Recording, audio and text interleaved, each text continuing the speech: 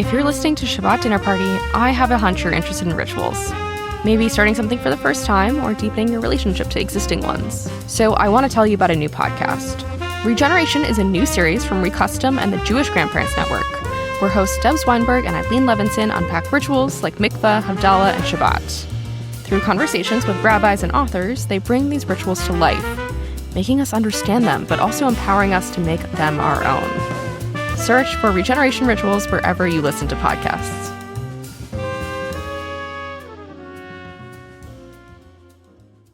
Even though this is a podcast about Shabbat, I gotta say, one of my favorite Jewish rituals has always been Passover. I like the food. I like the storytelling part. But what I really like is that I've done it before. My family didn't keep a ton of rituals growing up, but we always had a place to go for Passover.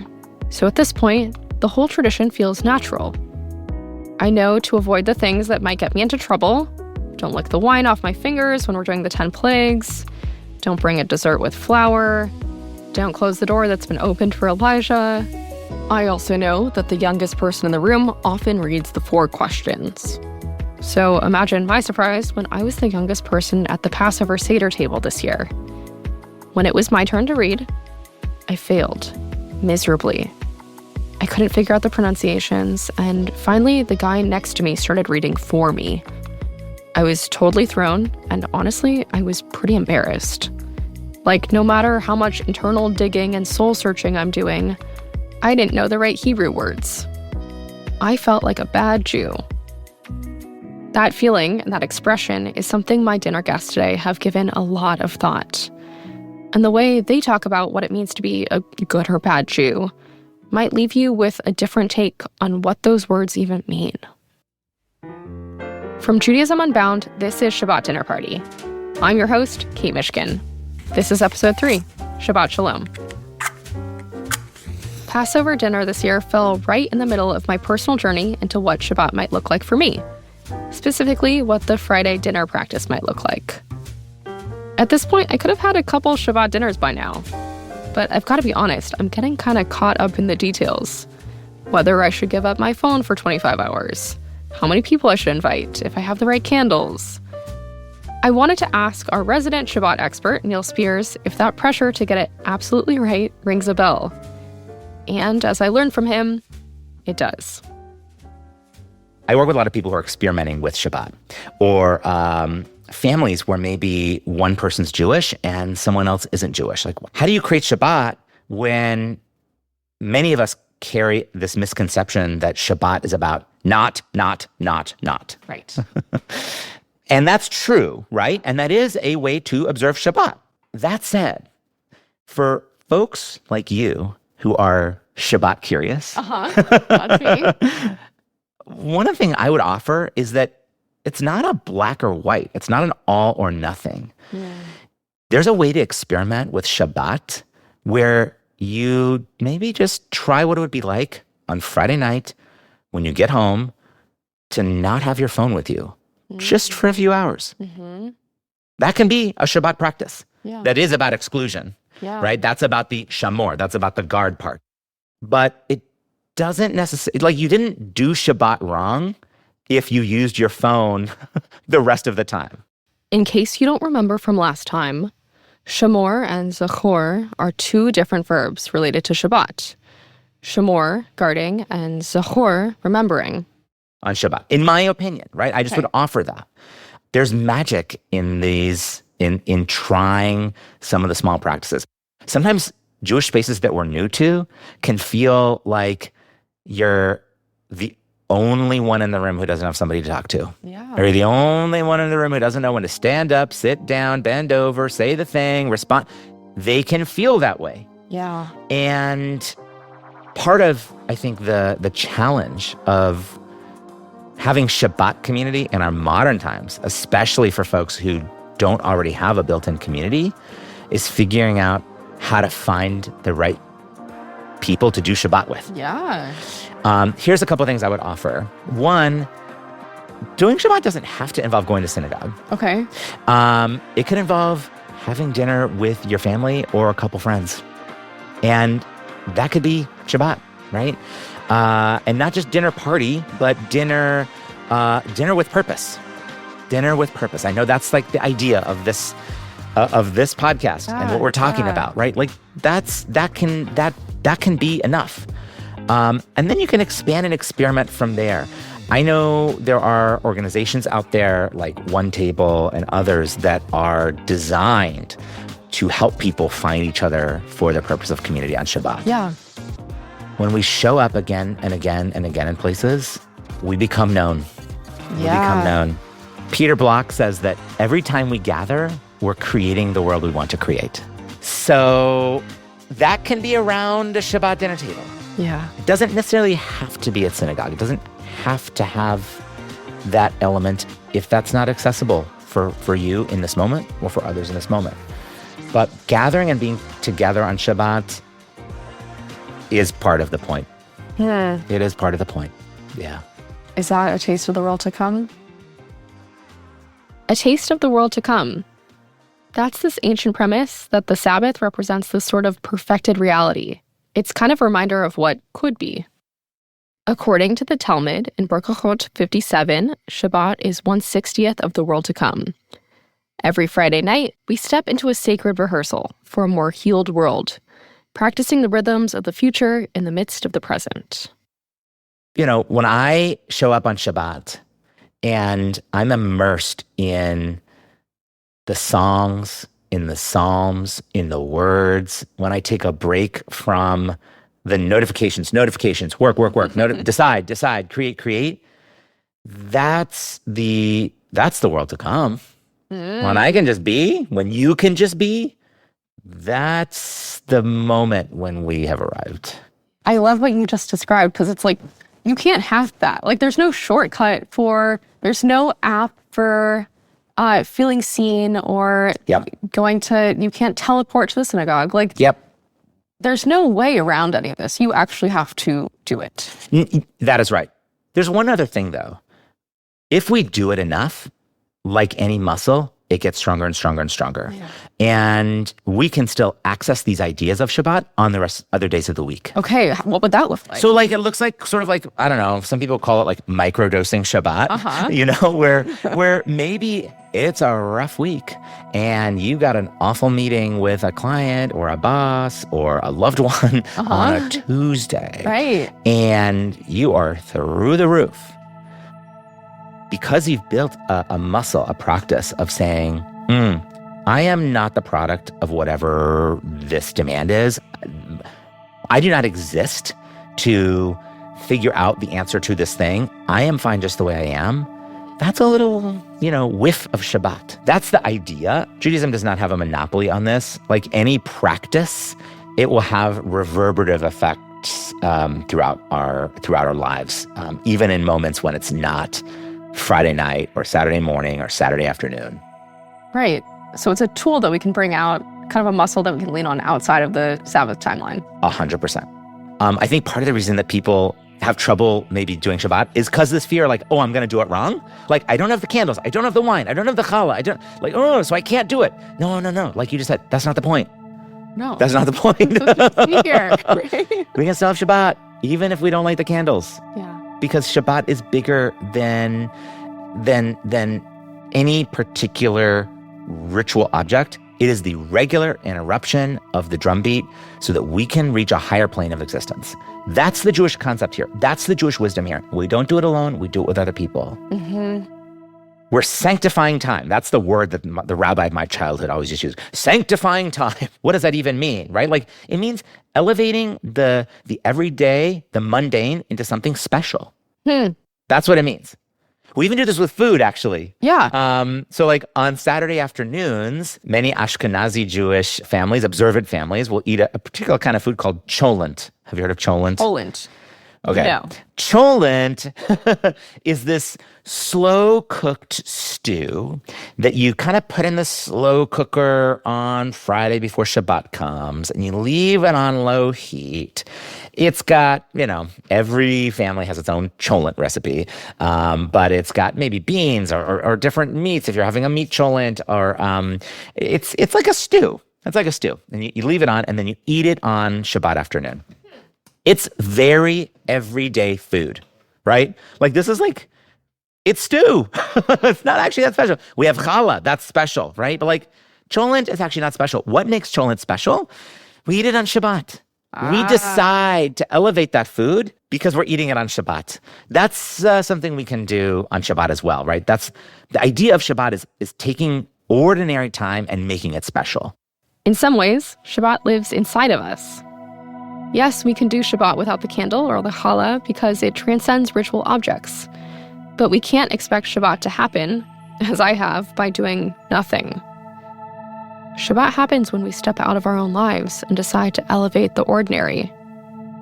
It happens when we call on our community and make it happen. And believe me, we'll get to that whole topic in a different episode.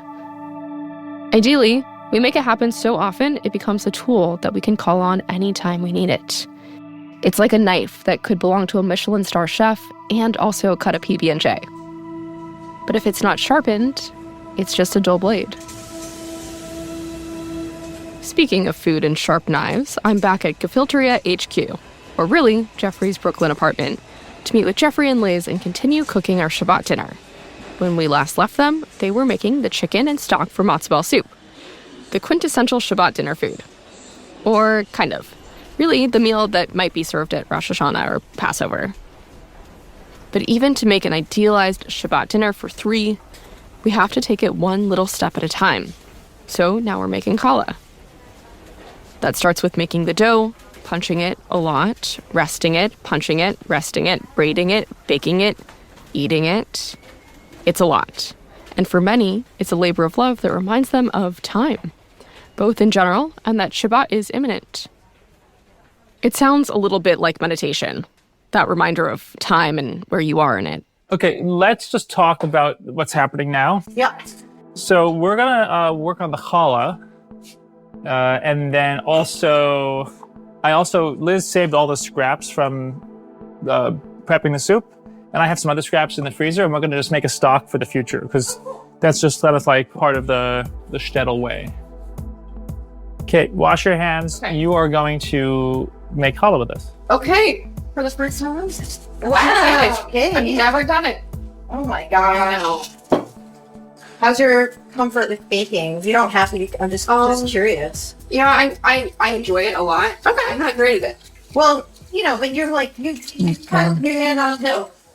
I put my hands on dough. At this particular moment, I was sitting there watching Jeffrey and Liz cook with such ease and confidence. In some ways, kicking myself for not having any experience to pull from. Right now, my relationship with challah is more about my relationship with the Santa Monica bakery that makes it really well. I can't make it. I don't have any family recipes. This all makes me feel a little insecure. I imagine the expression like being a bad Jew is probably not there. We're not into that. Yeah. We're not. Yeah, I'm kind of tired of that narrative. We gotta let it go. That is a lie. There's no bad Jews, no bears. Yeah, honestly, it's like it's literally like it's just fake. Yeah. Yeah, it's also kind of like, I don't know, just following the thing, going to the local synagogue, because that's what's available, doing all those things like without intention. Is that interesting? Is that just like doing what you're supposed to do and not really being thoughtful about it? Like that's no better. And doing it, like, how many people in your life, Liz, are mixed families, and some people are Jewish, some people aren't, mixed religiously, mixed different denominations, mixed sometimes mixed politically. Like, it's just like there's no bad or good. It's just like this. It just is. And I think, yeah.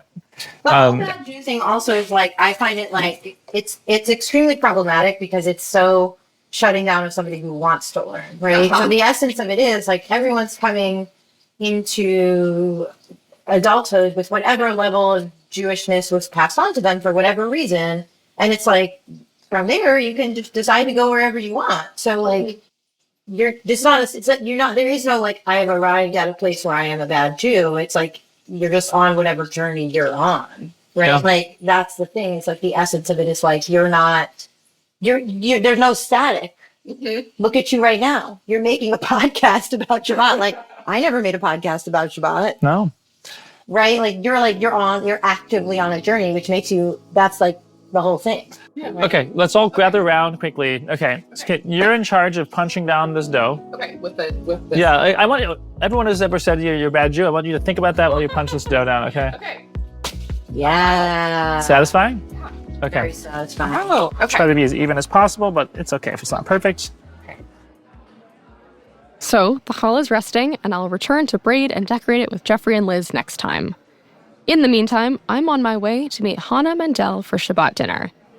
Last year, Verklempt magazine ran a really beautiful photo essay of various New Yorkers' Shabbat tables. Hana, photo editor of the magazine, happened to be the genius behind the series. She's contributed to GQ and The New Yorker, and is also getting a master's in art therapy. These photos told stories of New Yorkers who each approached Shabbat a little differently. Some in Brooklyn sat at Instagram-worthy tablecloths behind huge bouquets of flowers.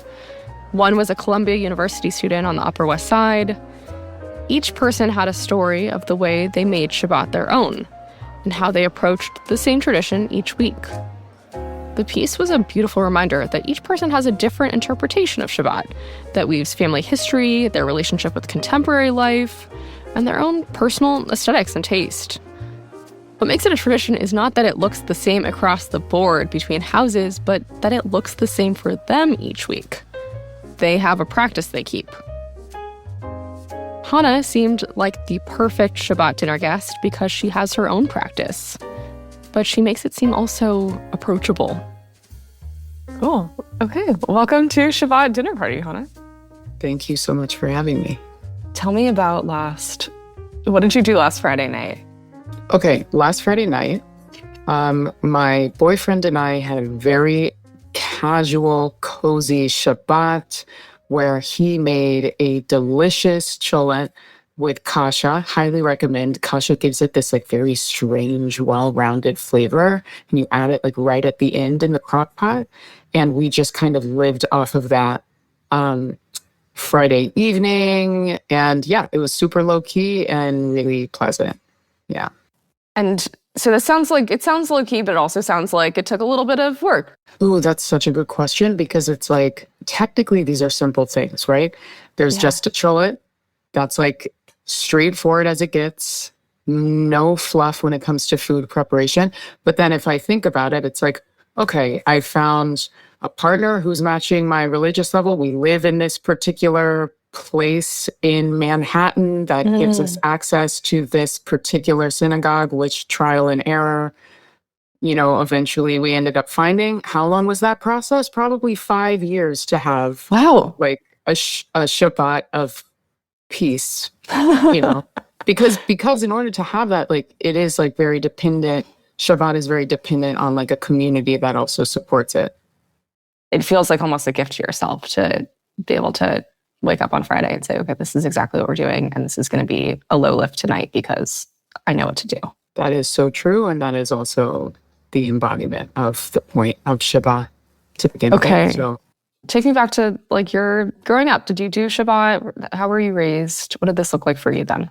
My family was pretty traditional, secular, I would say. My mom converted Orthodox. My father is a secular Israeli. And my mom is from rural Louisiana. So we've got like quite a bit of like variety of different forms of like spice level in the household. And that being said, I would say my mom always like initiated a lot of interest in retaining some form of like religion in the household, sending us to more Jewish schools. Whereas my father, interestingly enough, was not as interested in that. And that kind of amounted to my brother and I only had one sibling. The two of us being in the Jewish school system until about bar mitzvah age, where then we both went to regular schools. And I would say like we lost touch a bit, but maintained our good friendships, of course, with like the community that we were affiliated with for so long. Oh, wow. So interesting. And so what would Friday night look like for you as a family? I would say we would have a meal together. That was always very important in our house. That was perhaps the extent of it, at least within my home. But Okay. I also celebrated Shabbat with my best friend growing up was Orthodox. And I spent almost every Shabbat day, at least. So Saturday, I would spend with her in her home. And that was like my first exposure to Havdalah, the end of Shabbat. And I had never seen any of those like practices, the actual like in practice form of Shabbat. Like I'd learned about it in school, of course, but that was my first time like really experiencing it. It's like, oh, you have a family meal Friday night and like we're supposed to keep that, but like my family doesn't do that. Right. And that was like kind of like the extent to my knowledge until like I became close friends with my best friend now and was exposed to like her family and the way that they practice. And that really like gave me some formative experience in Shabbat that was still kind of secondhand.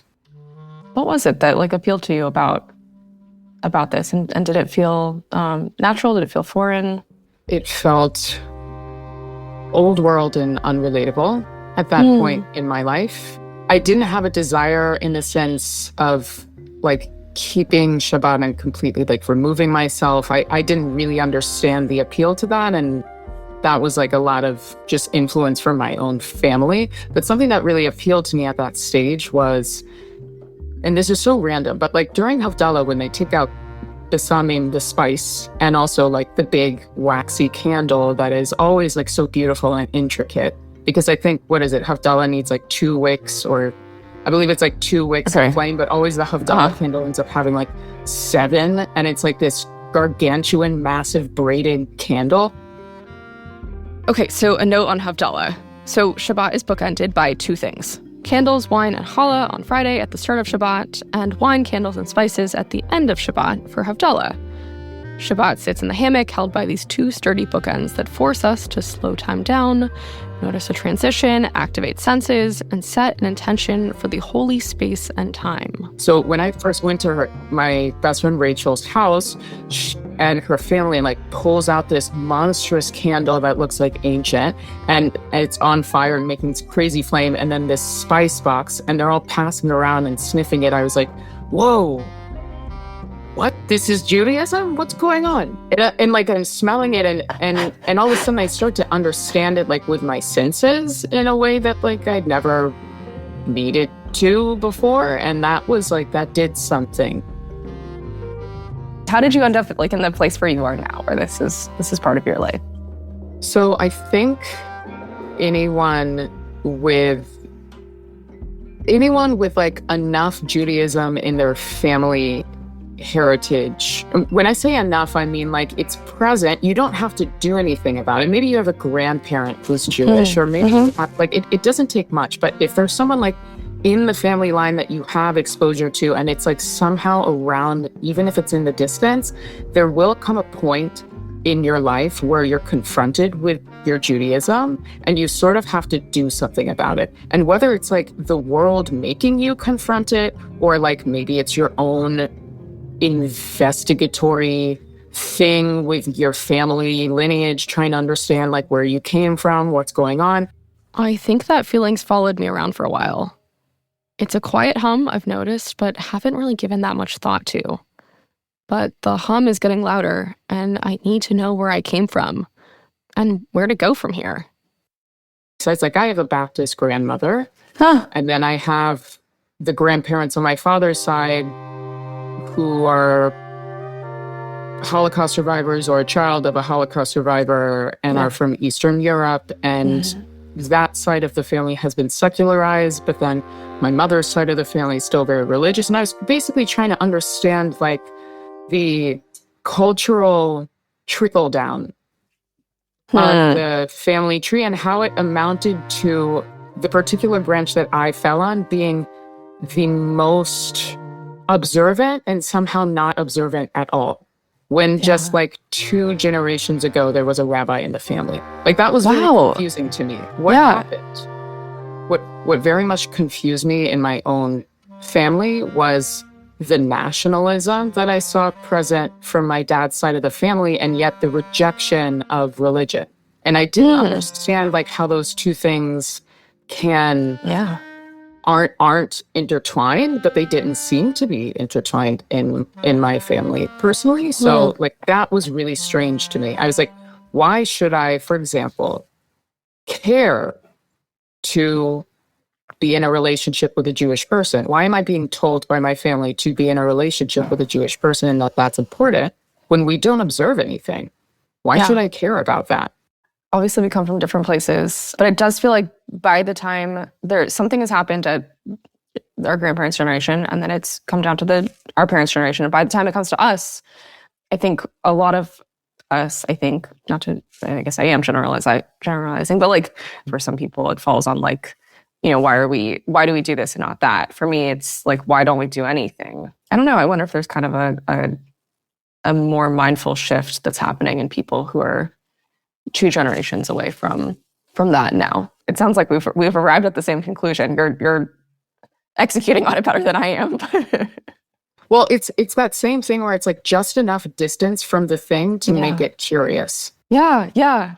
It like kind of opens a door. It's all of our decisions, like whether we want to walk through it or not. But like the door is there. Like we see it. Yeah. And what does that door look like for you? What does it look like to step through that door? I think once I started looking into this world, and what the door looked like was, what are these practices that we're doing? There are reasons for everything in Judaism, and I wanted to know what they are. And so it was just fueled from a lot of curiosity and like the comfortability in being curious while I was like exploring what orthodoxy looked like was really what I was interested in. So then I could understand what it looked like in like a conservative world or a reform world. It's like easier to understand those tiers once you understand like really the base of everything. For example, I went a few years ago to a seminary for a very short period of time, but I was just really curious to study Torah in a more focused way around rabbis who are specifically like making themselves available to people from non-religious backgrounds. I felt very able to like discern what worked for me, what didn't work for me. And it's not a matter of like picking and choosing how you do religion. It's a matter of like not developing fear-based mentality when abiding by religion, because that turns it from something like enjoyable and beautiful and holy into something that like almost becomes like compulsive and destructive and scary. And I was really aware of that. So that was very important when I began Shabbat, was like, how am I going to do this? Began keeping Shabbat, was like, how am I going to do this and not be angry about it? Like, how can I actually enjoy this thing? I think Shabbat is a beautiful thing, but it demands a lot. And that can be a really difficult task to step up to if you're still like a member of the world outside of Judaism. It's a difficult thing because it's dependent on like a community that could host you during Shabbat, or like perhaps a partner who's keeping it alongside you. But it's a tremendously difficult thing to do alone, to just be on your own with God for one day per week. It's not pleasant. It demands a lot from a person. And when the day is like filled with other people who bring life into life, it's just a lot more doable. Where I find Shabbat very beautiful is more the concept of not being accessible one day a week, which I think is like a radically modest way to reject the accessibility that's demanded of each of us at this point.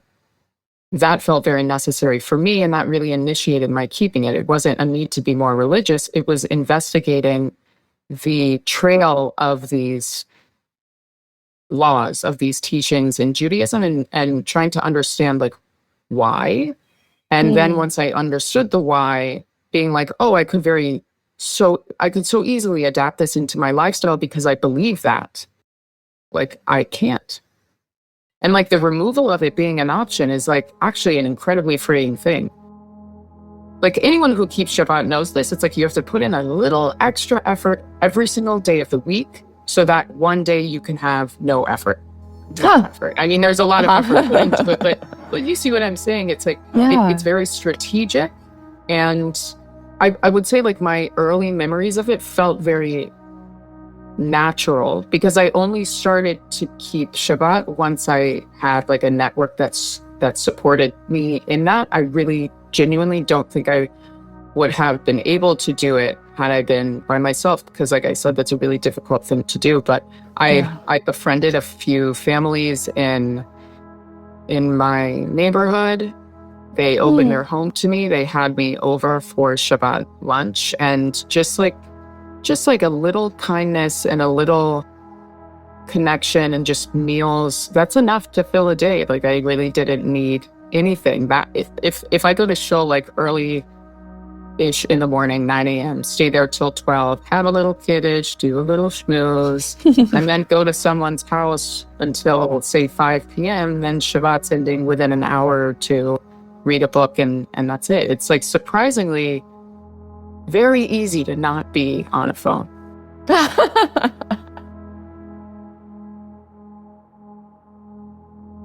But that little amount of effort, putting something in to take away, I found kind of off-putting. And then I think of Hana's cozy Shabbat with the schmoozing and reading, and I want that. It's a complicated feeling to want something, but to keep it at arm's length, unable to let it all the way in. Maybe it's the dinner. Maybe it's the community. Yeah, but it almost sounds like some of this is kind of like a catch-22. Like I feel like a lot of the things that hold me up are like, well, I don't have the community, or I don't, on Friday night, I'm too tired to do all these things. And it sounds like, what if I were brave enough to go to my neighbor and say, do you have like an egg? Or find a community that would be open to having me on Saturday. Then I wouldn't have that mental block that's like, well, I don't have the community and I'm too tired and all these, like it kind of requires you to take that leap. Yes. I know that in Shabbat, intention is more than anything else. The practices, the foods, the rituals, they activate that intention. But I think I'm still afraid to set the intention at all. But for some reason, the idea of calling it Shabbat feels insurmountable. Maybe it's that bad Jew idea that I can't imagine claiming the tradition as mine and letting it fill that space on a Friday night that now has nothing. And again, personal philosophy here. I know that many rabbis would not be happy with me for saying this, but I think that when it comes to religion, like it's really important to like enjoy what you're doing and not do it from a place of like feeling like you have to, or otherwise you're doing something deeply wrong or against the thing you love. That being said, what I'm trying to say is like Shabbat really is just about a day of returning to yourself, returning to your creator, feeling a sense of connectedness. If that means taking a bubble bath and just like choosing to not turn the television on that day, no tuning into news for one day a week. Like Shabbat is just about making holy, making something holy and feel separate from the rest of the week.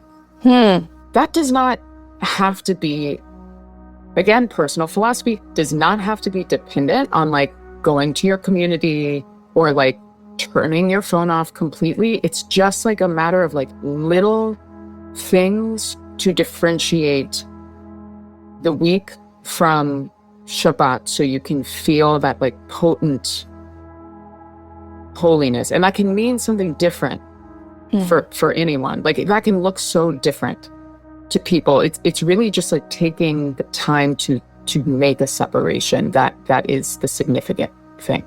Yeah. And what does that separation look like for you? How do you mentally know that it's time for Shabbat?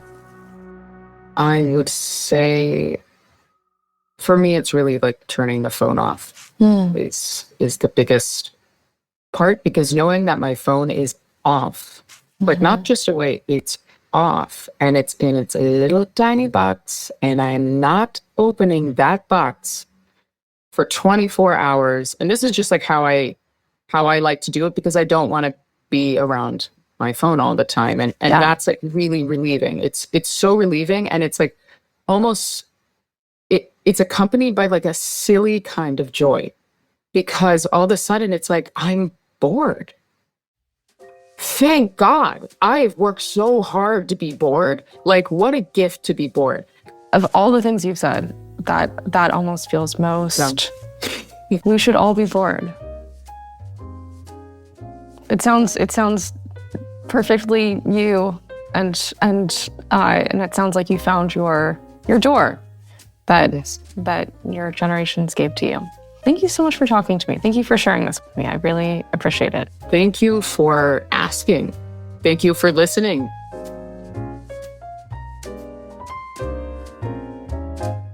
As usual, I'm leaving my auditory dinner with this twinge of envy. Hana and her partner seem so cool.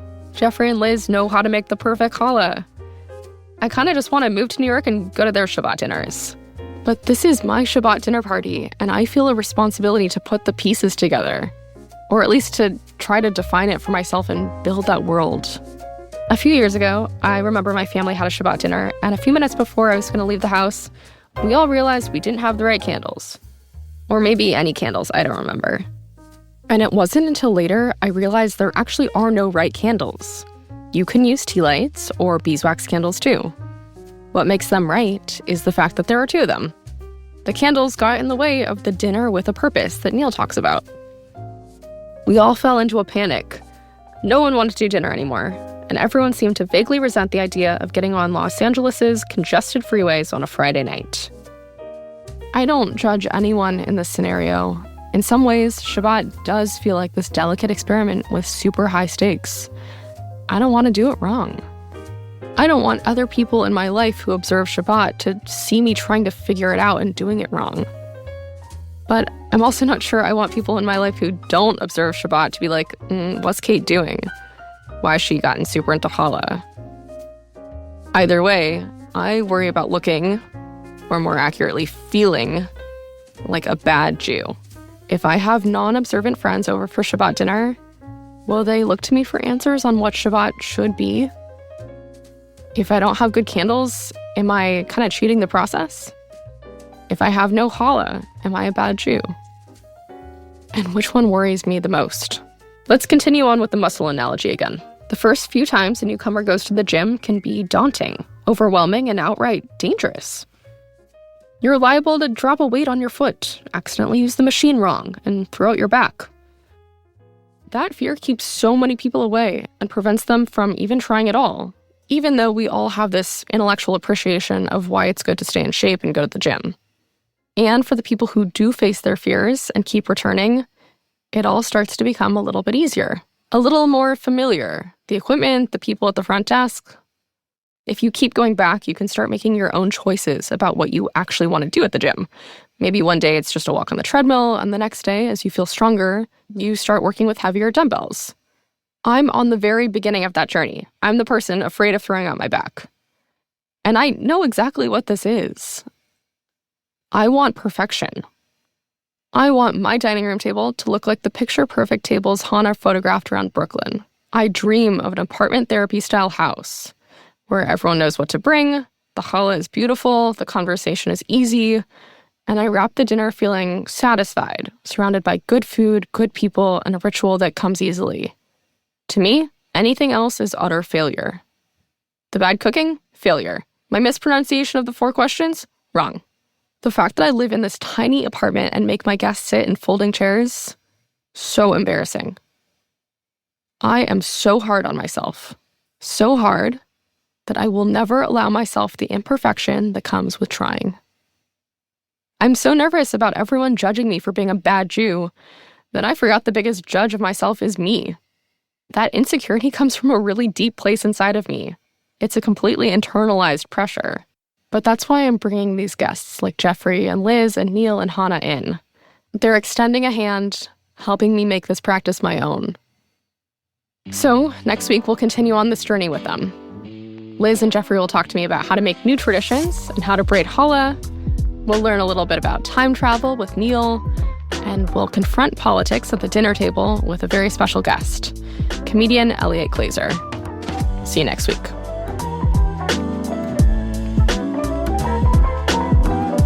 Shabbat Dinner Party is a production of Judaism Unbound with financial support from Littman Canfor Foundation for Living Torah. Judaism Unbound's executive director is Miriam Terlinchamp, and their senior producer is Joey Taylor. This episode was mixed by Justin Newton. If you're enjoying this podcast, please share it with a friend or write to me, mishkin@judaismunbound.com. I want to hear your recipes, your guest ideas, and other Shabbat-related thoughts. See you next week.